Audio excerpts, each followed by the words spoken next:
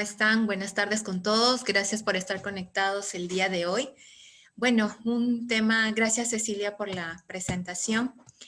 El día de hoy vamos a hablar sobre uno de los temas importantes, no el más importante, pero uno de los temas importantes debido a que generan un gran impacto en el paciente, generan un gran impacto en la familia, en los cuidadores, incluso en el personal de salud, cuando hablamos de dolor en niños. Habíamos escuchado, esta es la agenda del día de hoy, vamos a hablar cosas muy similares en relación a algunos términos en definición, haciendo ciertos acápites. Cuando hablamos de dolor en pediatría, dolor en niños, ya la IAS, la Asociación Internacional para el Estudio del Dolor, desde el año 1979, tiene la definición bien establecida, que lo ha ido compartiendo generación tras generación y definitivamente adoptada por diferentes instancias, tanto gubernamentales como no gubernamentales, incluyéndolas ahí a la Organización Mundial de la Salud. Pero actualmente, ya desde hace 2 años, se vienen teniendo ciertas discrepancias en relación a la definición. Escuchaba a Cecilia que mencionaba desde que la definición es la experiencia sensorial, emocional desagradable que se relaciona frente a un daño tisular real o potencial. Ok, pero ahora hablan de que no solamente debemos mencionar esto, si bien es una experiencia sensorial y emocional, porque es quien el paciente lo dice, quien el paciente lo interpreta como tal o como daño, es importante también reconocer que debe de tener ciertas características etimológicamente hablando. Entonces, esta discusión que ha empezado por un comité de expertos a nivel de la Asociación Internacional para el Estudio del Dolor ya está en vigencia, adicionando que nosotros deberíamos no solamente definir la definición como la sensación o la experiencia que tiene el paciente, sino agregarle un plus más que es la etimología en relación a la causa principalmente. Pero cuando hablamos en niños aún todavía no hay un consenso definitivo, porque ¿qué tan diferentes son los niños? Muchísimo. Muchos decían, bueno, manejar el dolor en niños es igual que manejarlo en adultos, pero en dosis menores. Y no es así.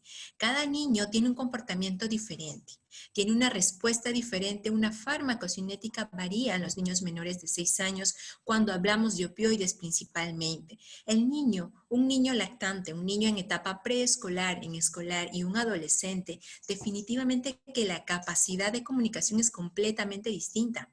Y si tenemos un niño que tiene algún tipo de compromiso neurológico o enfermedad neurológica per se, ¿qué es lo que va a suceder? Vamos a utilizar las mismas escalas. Entonces es tan importante ver diferentes aspectos, como ya lo había mencionado previamente Cecilia, de que nosotros es importante, muy importante conocer la fisiopatología. Lo mencionaba, la vía ascendente y la vía descendente del dolor, y esto va mucho más allá cuando hablamos de transducción, hablando fisiopatológicamente los 4 procesos más importantes, cuando hablamos de transducción, transmisión, modulación y percepción, porque a ello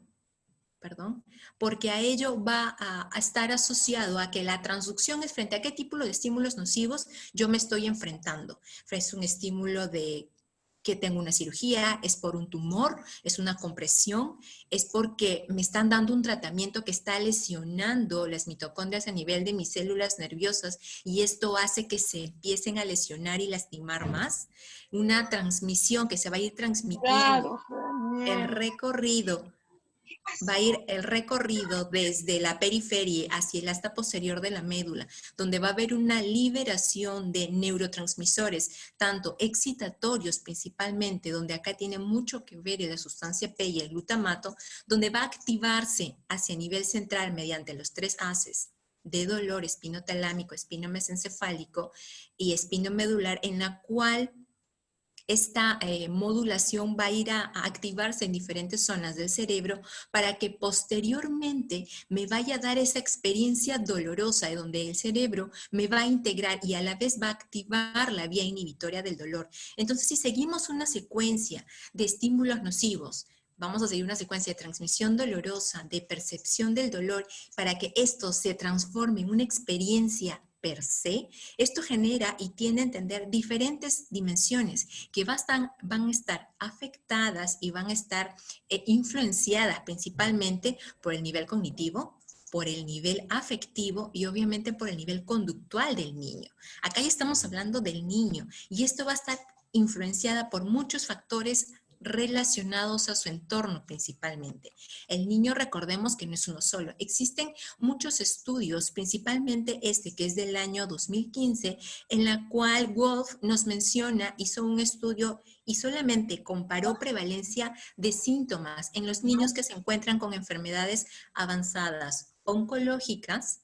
En este primer grupo se le hizo un seguimiento a estos pacientes por 9 meses y en este segundo grupo se hizo una prevalencia, un seguimiento en las últimas 12 semanas de vidas. Si ustedes pueden observar la última línea, existen múltiples síntomas, no solamente dolor. Ahorita nos estamos enfocando en el dolor, pero el dolor está asociado a fatiga, náusea, anorexia, tos, diarrea, prurito, constipación, disfagia, etcétera, disnea, que todos los síntomas generan un impacto negativo en el paciente y una mala calidad de vida.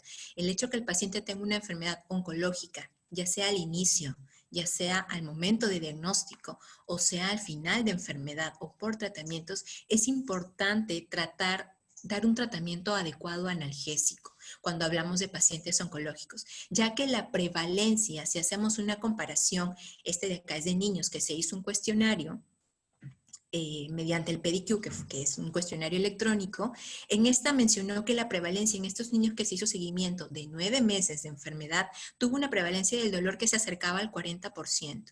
Y cuando hablábamos en las últimas semanas de vida, prácticamente era más de la mitad, más del 50% de prevalencia del dolor.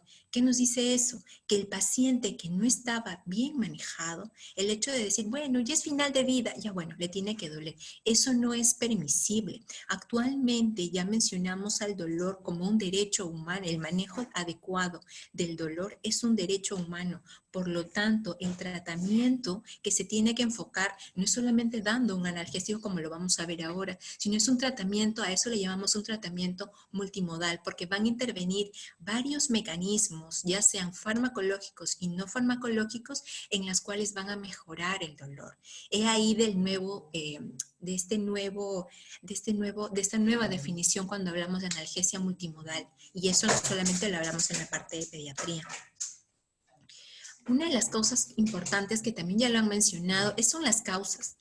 ¿Qué causa dolor en los niños, en los pacientes oncológicos? Pues las causas son múltiples, desde la misma enfermedad hasta los tratamientos que se relacionan de la misma enfermedad oncológica, de los tratamientos oncológicos principalmente de los tratamientos quimioterápicos, la radioterapia, la cirugía, el dolor postoperatorio, causa por procedimientos que Cecilia ha hablado en adelante, que es excelente cuando pues el niño genera un recuerdo, genera una memoria cuando hacemos venopunción, cuando hacemos procedimientos de aspirado de médula ósea, de toma de biopsias. Por eso es que el niño siente tanto dolor. ¿Qué tan importante puede ser la distracción en estos niños? Es fundamental y eso nos ayuda mucho.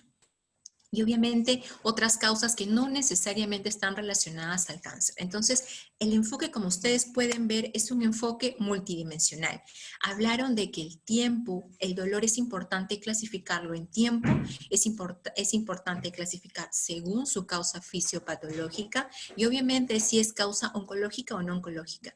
Pero esto no quiere decir que sean 3 rubros distintos. Son 3 rubros o 3 clasificaciones que se encuentran unidos entre sí, debido a que si hablamos de un procedimiento agudo como la toma de biopsia o aspirado de médula ósea, estamos hablando que el paciente va a tener un dolor agudo, pero si hablamos de un tratamiento quimioterápico, por ejemplo, estamos hablando que el paciente probablemente en el tiempo vaya a tener un dolor crónico. ¿Ok? Entonces esto es importante ver siempre en qué contexto de la enfermedad se está presentando el dolor. Todo le echan la culpa al tumor o le echan la culpa al medicamento. Y en realidad nosotros debemos de buscar o sospechar la causa.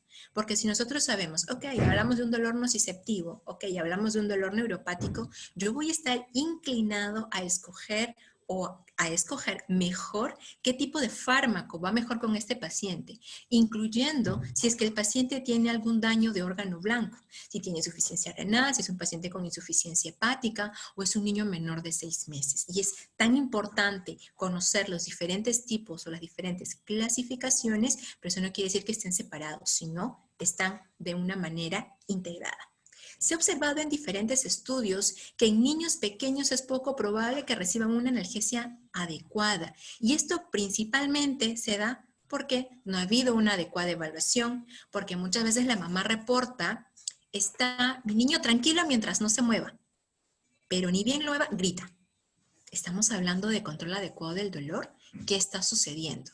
No, sí, mi niño está sentadito todo el día viendo televisión, le damos de comer, pero no quiere comer, doctor. Ok, mi niño duerme durante el día y está despierto durante la noche. Entonces, ¿en qué momento nosotros decimos que estos niños han sido evaluados de manera adecuada y que están recibiendo una analgesia, por lo tanto, adecuada? Otro estudio nos menciona que comparando con los adultos y niños, generalmente son los niños los que reciben dosis analgésicas bajas o son subtratados por temor o por mala información o pensar que el niño no siente dolor y no es así. Otra cosa importante también son las prioridades de los padres.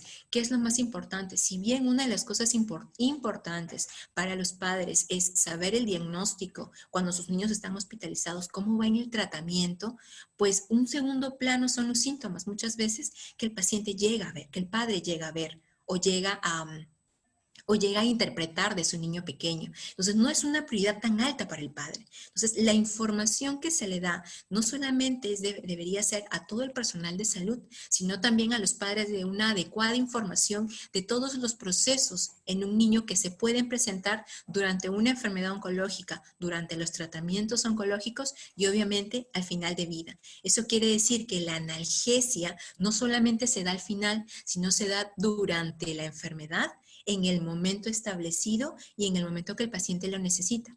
Y ahora, ¿cómo vamos a evaluar y tratar el dolor, como lo mencionan acá? Importante, ¿qué tipo de escala yo puedo utilizar? Pues va a depender de muchos factores. 1, la edad. 2, ¿qué síntomas y signos yo encuentro en este paciente? Ya habían mencionado anamnesis adecuada, un lenguaje no verbal, un nivel de desarrollo importante, nivel de actividad, de exploración física, qué tipo de instrumentos vamos a evaluar. Y una vez que tengamos la idea de una adecuada valoración en el niño, nosotros recién vamos a tener la ejecución de este plan. Pero, ¿qué usar? ¿Cuáles son las mejores recomendaciones? Tanto evaluación para el niño como para el adulto, ustedes van a encontrar una infinidad de escalas, muchísimas escalas. Escalas que me pueden ser de utilidad en niños pequeños, como por ejemplo el FLAT, que me va a dar, que son las siglas en inglés, en cara, piernas, actividad, llanto, incapacidad para el sueño, que me da una noción de cómo el niño se está comportando, en los que no me pueden expresar cuánto dolor tiene. Y tiene sus puntajes en los cuales me menciona, tal cual nos dice, de 1 a 3 leve, de 4 a 6 moderado y de 7 a 10 severo. Si yo tengo un niño que llora, que está rígido, que no se puede consolar, yo tengo un puntaje alto y este paciente lo más probable es que tenga un dolor severo. Si el niño se consuela rápido, está fastidiado, pero la mamá dice, no, yo lo puedo calmar, estaremos probablemente, está inquieto, se queja, pero es controlable, puede distraerse, me está probablemente haciendo referencia a que este paciente pueda tener un dolor leve. Entonces, quizás es algo no tan fácil, pero con la práctica se va haciendo quizás más sencillo para nosotros poder ver las actitudes que tiene el niño. Una cosa es el temor cuando llega a una consulta, cuando está hospitalizado, pero otra es cuando nosotros tomamos la confianza necesaria con el paciente y esto genera un vínculo que es tan importante. ¿Quién tiene más vínculo con los pacientes? ¿Los médicos o las enfermeras? Las licenciadas son las que más tiempo paran con ellos, son las que conocen a qué hora llega la mamá, a qué hora llega el papá.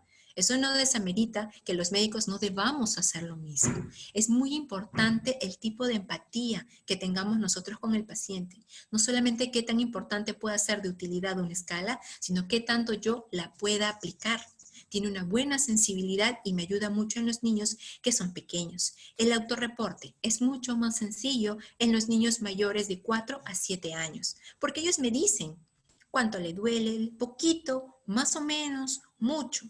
Me duele más de día, me da algunas especificaciones que quizás yo en el niño pequeño o menor de 4 años no pueda diferenciar o discriminar, pero aún así no es tan fácil.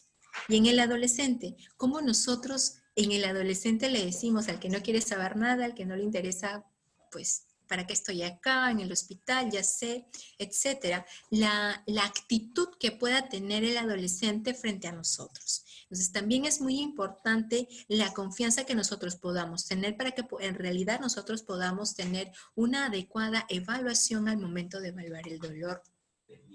¿Y por qué es tan importante todo este preámbulo que he hecho? Es porque la analgesia actualmente, una de las publicaciones de Friedrich, un anestesiólogo pediatra que trabaja en el hospital de Minnesota, si no mal recuerdo, que trabaja en la parte de cuidados paliativos y tratamiento del dolor, nos decía qué tan importante es coger todas las aristas, conocer todas las aristas de un paciente, porque vamos a poder enfocarnos a todo nivel. Un niño a su alrededor tiene muchas cosas, no solamente el miedo de los padres, el miedo de ellos por tener dolor, el miedo de que lo puedan pinchar, el miedo de tomar tantos medicamentos, de que de estar con una vía, no poder jugar, no poder deambular de una manera como yo lo haría, ¿no? Correr, caminar, no puedo porque tengo que estar conectado a algo. Entonces es importante que las diferentes herramientas que nosotros podamos tener para un adecuado manejo del dolor estén conocidas. Una de ellas menciona la analgesia básica. Cuando hablamos de analgesia básica, hablamos principalmente de los antiinflamatorios y hablamos de los COX, los inhibidores de las COX-2 y del paracetamol, que dentro de la escalera analgésica de la Organización Mundial de Salud se encuentran dentro del primer escalón. ¿Eso qué quiere decir? Que pues solamente me ayudan para el dolor leve, pero que pueden ir acompañando al resto de medicamentos en los siguientes niveles. Entonces es tan importante que yo conozca la dosis, que conozca que estos medicamentos en términos generales tienen dosis techo. ¿Y eso qué quiere decir? Que si yo sobrepaso esta dosis techo analgésico, yo ya no voy a tener más analgesia por este medicamento. Y eso es algo muy, muy importante. O mezclar dos antiinflamatorios. ¿Son igual de efectivos? En realidad no. No, si yo mezclo dos AINES o dos antiinflamatorios, no se van a potenciar. Analgésicamente hablando, lo que yo sí voy a potenciar es ahí, en ese momento, son los efectos adversos. ¿Cuántos de los niños pequeños que reciben un tratamiento oncológico puede haber cardiotoxicidad, puede haber nefrotoxicidad, etcétera? Entonces, al agregarle algún medicamento que me pueda deteriorar, aumentar mi riesgo de una complicación, tengo que tenerlo en cuenta también. ¿Ok? Entonces es algo importante. Los adyuvantes, ¿en qué momento utilizarlo? Más adelante vamos a hablar un poco de lo que es el dolor neuropático. Es ahí donde va esta terapia adyuvante. Adyuvante es el que como medicamento analgésico o coadyuvante se le denomina el medicamento que me produce analgesia, pero que no es su primer mecanismo de acción. Por ejemplo, de entre los antiepilépticos tenemos a los gabapentinoides, que son medicamentos que como primera línea son medicamentos para las convulsiones, pero se ha observado y se sabe y se conoce y existen las guías para manejo de dolor neuropático que son medicamentos de primera línea para este dolor.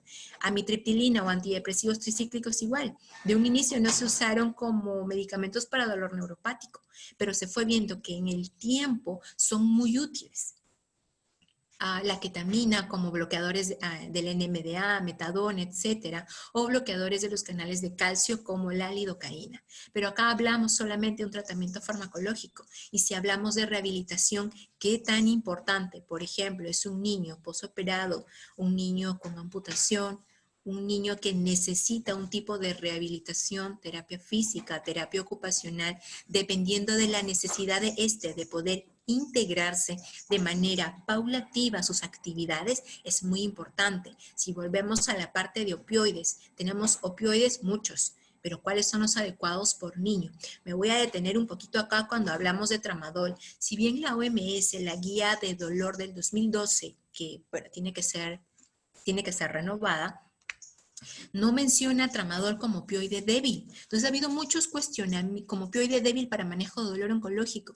Ha habido muchos cuestionamientos en relación a tramadol debido a que la FDA hace un par de años, si no mal recuerdo, sacó un warning en la cual menciona que tramadol no es apto para niños menores de 12 años. Entonces, cuando se han ido haciendo las revisiones y los estudios, pues en realidad tiene las mismas, ¿puede tener utilidad en los pacientes con dolor oncológico? Sí. Si puede tener algún riesgo, solamente ha habido en los últimos 50 años aproximadamente 3 fallecimientos reportados por causa de tramadol. Entonces es importante, menciona incluso en la literatura, que debemos de balancear y haber un riesgo-beneficio en el cual la utilidad de tramadol puede estar dada para una analgesia en los pacientes con dolor oncológico. No está contraindicado, pero siempre es importante el criterio del médico para ver cuál es lo mejor o lo más óptimo para el paciente. Recordemos que tramadol es un opioide débil, que ahora vamos a ver un poco más de dosis. Es un opioide débil, eso quiere decir que también va a tener una dosis techo analgésico, que quiere decir que más de cierta dosis yo ya no voy a producir una analgesia, lo que voy a producir son más eventos adversos. Y obviamente el gol estándar para manejo de dolor en pediatría es dentro de los opioides es la morfina. La morfina es un agonista muy puro, es un opioide potente que no tiene dosis techo. ¿Ok? Pero eso quiere decir que manejado de manera adecuada, junto con el resto de terapia, podemos lograr una analgesia adecuada. ¿Un paciente que tiene un dolor severo puede ser controlado? Sí. Si recordamos la OMS, la famosa escalera de la OMS, tiene más de 30 años de vigencia, que ha querido ser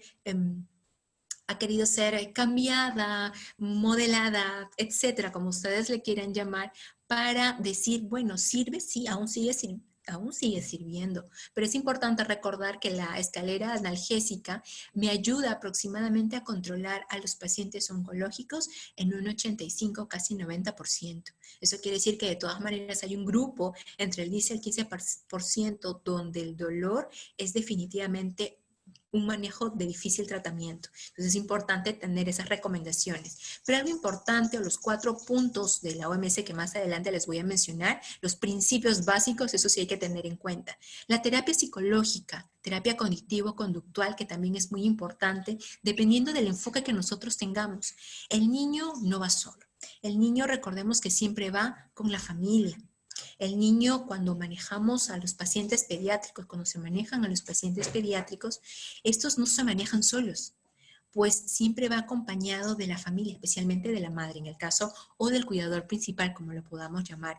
¿Qué tan importante es la adecuada comunicación entre ellos? Porque la percepción que pueda tener la madre frente a un adecuado manejo del dolor, para ella es muy importante y para el niño también. Terapias integrativas, diferentes. Si bien la que pueda tener algún tipo de evidencia pueda ser la acupuntura, que es la que está escrita, la aromaterapia y técnicas de manejo de cuerpo-mente también se han visto que tienen alguna utilidad en los pacientes pediátricos. Anestesia regional si es que amerita, si es que requiere, en los pacientes que sufren de dolor de moderada a severa intensidad o dependiendo de la intensidad del dolor. Y esto va a generar que el niño mejore calidad de vida. Ver, el niño, recuerdo cuando trabajaba en el hospital, pues la idea de hacer una pequeña escuela. Tenían una pequeña escuela, los niños iban entre comillas, al colegio, tenían clases, tenían actividades durante la mañana para poder tratar de que su vida estando en un hospital tras recibir un tratamiento tan difícil como es un tratamiento oncológico no afecte tanto, no pierda tanto. Entonces, hacerle un seguimiento a todo eso vamos a lograr y se logra que la calidad de vida de esos pacientes sea mucho mejor. Ojo que no estamos hablando de un paciente terminal, estamos hablando de un paciente que tiene dolor, que no necesariamente está en una etapa final. Y definitivamente la espiritualidad, acá no hablamos de religión, aquí hablamos de qué es lo que siente, cuáles son sus miedos, qué es lo que nos puede expresar frente a ello. Cuando hablamos en relación a término de muerte, un niño pequeño, un niño en etapa preescolar, uno en escolar y en una edad adolescente, pues la definición de muerte es diferente y tratar de enfocarlos es muy difícil. Si bien ahí interesa mucho nosotros la empatía y el apoyo con psicología, cómo podemos hacer las intervenciones, es de suma importancia. Y cuando hablamos de los analgésicos, cuando hablamos de paracetamol, esa es una tabla que ustedes la tienen o la pueden encontrar. Acá abajo está la referencia, en la cual hacen uso, pues, en los medicamentos más usados cuando hablamos de analgesia básica, si es que estamos hablando de farmacología. Si estamos hablando de fármacos, cuando hablamos de analgesia básica en niños mayores de 6 meses, la utilidad del paracetamol con sus dosis establecidas, no pasar más de la dosis máxima, y en los antiinflamatorios según las condiciones que nosotros hemos mencionado.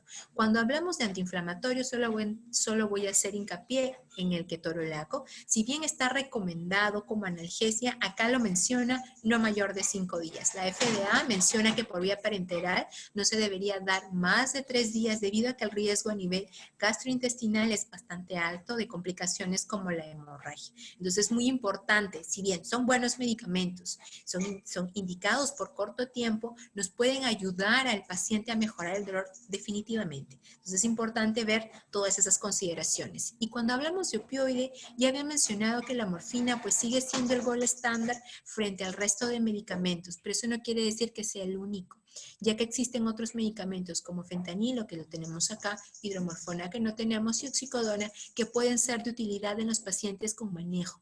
Todos los opioides, recordemos que tienen la misma analgesia. Sí, todos los opioides me van a producir calmar el dolor, me van a producir una analgesia adecuada. Entonces, ¿cuál es la diferencia entre uno u otro opioide? Las ventajas que pueda producirse frente al paciente. Es decir, si es un niño con algún tipo de compromiso renal, por darles un ejemplo, pues yo tendría que ver un opioide que me vaya mejor en un paciente que tiene algún compromiso renal. Si es un niño que se me estriñe demasiado con el opioide, pues yo tendría que asociar algún medicamento. Y si a pesar de eso es muy difícil control, es importante que nosotros variemos o rotemos el medicamento. Como ya les había mencionado, la utilidad de tramadol está, pero con sus consideraciones. El cambio de opioides suele ir siempre acompañado de un equilibrio de analgesia y efectos secundarios. No quiere decir, perdón, todos los opioides son buenos analgésicos. ¿Cuál es la diferencia? De que los efectos adversos que se produzcan tienen que ser equiparados con el efecto analgésico. Yo no puedo tener más efectos analgésicos mayor efectos secundarios que efectos analgésicos. Normalmente los efectos secundarios gastrointestinales, como las náuseas y los vómitos, van a desaparecer. El prurito va a desaparecer, generalmente durante la primera semana. Posteriormente a ello, el paciente ya no los presenta. El síntoma que sí es un poco más difícil o más complicado, que es más complicado de tratar, este es el estreñimiento. Dentro de los efectos secundarios de los opioides existen muchos, a nivel gastrointestinal, náuseas, vómitos, estreñimiento, sedación, delirio, somnolencia, etcétera. Que esto quizás pueda en el niño a veces tener mucho miedo a un medicamento, pero si nosotros damos el medicamento para este síntoma que me está produciendo el opioide, por ejemplo, darle al niño un antiemético, si es que tiene náuseas, por yo adicionarle la morfina y me va bien, estamos adecuados. Si yo le doy un laxante y el paciente mejora en relación al estreñimiento, estamos bien. Recordar siempre que la utilidad o el efecto adverso puede ser controlado con los medicamentos. Entonces, es tan importante conocer el opioide, conocer qué me va a producir y cómo yo lo puedo prevenir. Si bien el paciente me dice, el paciente el padre o la licenciada me informa qué efecto adverso está presentando este paciente desde que yo inicio, yo he tenido que prever, dejarle un medicamento para que el paciente pueda estar tranquilo, y eso es algo sumamente importante. Y explicarle que los efectos adversos pueden presentarse. ¿Ok? Entonces, si nosotros explicamos de manera adecuada qué es lo que puede suceder con el niño, con los medicamentos que nosotros le vamos a dar, nosotros explicamos, puede presentar náuseas, puede presentar un poco de sueño, viendo siempre la adecuada analgesia con relación a los medicamentos opioides. Dando una adecuada utilización de estos medicamentos, nosotros vamos a poder controlar mucho mejor la analgesia en el paciente. Y esto es lo que les mencionaba. La OMS nos menciona siempre que El tratamiento debe ser siempre por la vía menos invasiva. Actualmente nosotros tenemos en el Perú, tenemos los opioides en diferentes presentaciones, tanto la vía oral como la vía transdérmica. Tenemos que dar el medicamento por horario. Señora, tómelo a su niño cuando le duela. No, tiene un ciclo el dolor. Hemos visto que el dolor está presente, no solamente cuando el niño lo dice. Siempre es importante ver las actividades, cuál era el basal del niño previamente antes de recibir un tratamiento, siguiendo la escalera analgésica. Las dosis, si bien existen múltiples escalas, guías de manejo de dolor, bueno, en realidad hay niños no muchas, pero sí en adultos, nosotros podemos ver de que las dosis deben ser individualizadas. A pesar de que yo pueda tener dos niños con la misma enfermedad, con la misma intensidad de dolor, lo más probable es que ambos respondan de manera distinta. Eso también se debe a diversos factores. Atención con el detalle. Existe muy importante poder atender que nosotros tenemos niños que puedan tener algún órgano afectado, alguna disminución, alguna alteración en la funcionalidad de algún órgano. Y esto puede alterar entre la farmacocinética y la farmacodinámica del medicamento, y eso es importante conocerlo. Cuando hablamos de los opioides potentes, ya les mencioné, existen múltiples opioides. Existen los opioides débiles, que está tramadol ahí como dosis máxima hasta 2 miligramos por día, y por kilodosis, y como dosis máxima 8 miligramos por kilo día. Es importante también conocer la dosis techo y que este medicamento, si hablamos un paciente con una depuración por debajo de 35, una depuración de creatinina por debajo de 35, no debería recibir dosis mayores de 200 miligramos. Y los opioides, pues ustedes pueden, como lo ven acá, lo pueden también encontrar en esta literatura o en diferentes artículos en los cuales me menciona que la dosis en niños es importante conocer la vía de administración. ¿Por qué? Porque en potencias va a variar. La vía oral, cuando hablamos en términos generales de las dosis de opioides, la vía oral, la vía subcutánea y la vía endovenosa, son 3 vías donde el opioide cambia en potencia. Es decir, si yo tengo morfina 30 por vía oral, por vía subcutánea va a ser 15 y por vía endovenosa va a ser 10. Entonces es importante conocer todas estas equivalencias al momento cuando se empiece a utilizar los opioides. Importante también que cuando sepan, cuando ustedes roten el opioide, cuando ustedes cambien de opioide, existen varias tablas de equivalencia, la española, la latinoamericana, de la Sociedad Latinoamericana de Cuidados Paliativos, la Sociedad Española, la americana, y van a tener un rango. La equivalencia no es exacta. Entonces va a depender de cómo ustedes lo utilicen, para ustedes cuál sea la más fácil, para que puedan dar una dosis óptima al paciente. ¿Okay? Eso es importante también conocer. Y algo que sí me gustaría quizás detenerme un poco más es cuando usamos opioides, ¿qué es lo que conocemos y qué es lo que no? Cuando hablamos con los padres y les decimos, ok, van a recibir morfina a partir de hoy porque el dolor es muy intenso, y los padres entran con mucho temor porque piensan que los opioides ya nunca más se los van a quitar. Y eso es mentira. Explicarle que existe un plan de destete en los pacientes en los cuales está indicado el retiro si el síntoma está controlado y se estipula que es por lo menos de 6 meses. Entonces, ¿qué tan importante es explicarle, ok, va a iniciar, vamos a ver cuánto tiempo, cuándo controlamos el dolor? Es lo principal. Primero, controlar el dolor, posteriormente mantenerlo así por un promedio de 6 meses y luego ir disminuyendo o desescalonando o destetando, como le quieran llamar, para poder determinar si el paciente se retira por completo o se queda con una dosis mínima aceptable. Le dan porque ya no hay nada que hacer. Entendamos, los opioides son de utilidad en cualquier momento de la enfermedad, ya que el dolor va a aparecer en cualquier momento de la enfermedad, al inicio, al momento del diagnóstico, durante los tratamientos y obviamente al final de vida. Pero eso no quiere decir que la utilización de ellos no está relacionado directamente, ni adelantamos nada, ni retrasamos el proceso de terminalidad. ¿Okay? Es importante también darle a entender a los padres, que son los que generalmente nos dicen, no, morfina, hablamos de este opioide y para ellos es, wow, no, es lo peor que yo puedo escuchar, ¿no? de un médico. Morfina es porque ya no hay nada más que hacer en mi paciente. Y no es así. Los opioides le van a producir sedación, ¿ok? Sabemos que es un efecto adverso, pero es un efecto adverso que a dosis adecuada, ir viendo la tolerancia del paciente o la tolerancia de este efecto adverso, este efecto va a desaparecer. ¿correcto? ¿La sedación es un síntoma secundario? Sí, definitivamente, pero puede presentarse, pero va a desaparecer con el tiempo. Normalmente entre 5 días a una semana es suficiente y esto va a mejorar. Todo el mundo le echa la culpa al opioide. Si el paciente ya usa opioide por un tiempo, 1 o 2 meses, y aparece un síntoma, es culpa de la morfina. Y en realidad no es así. Entonces esas consideraciones también hay que tenerlas y es importante no solamente conocer bien el medicamento que vamos a usar, en qué tipo de paciente lo vamos a iniciar, sino también de explicarle qué es lo que va a suceder cuando yo inicio este tipo de medicamentos y cuál es el objetivo terapéutico. Es una de las cosas más importantes que aprendí en este tiempo, es siempre tener un objetivo con el paciente y con la familia. Nosotros no trabajamos solos, trabajamos en equipo.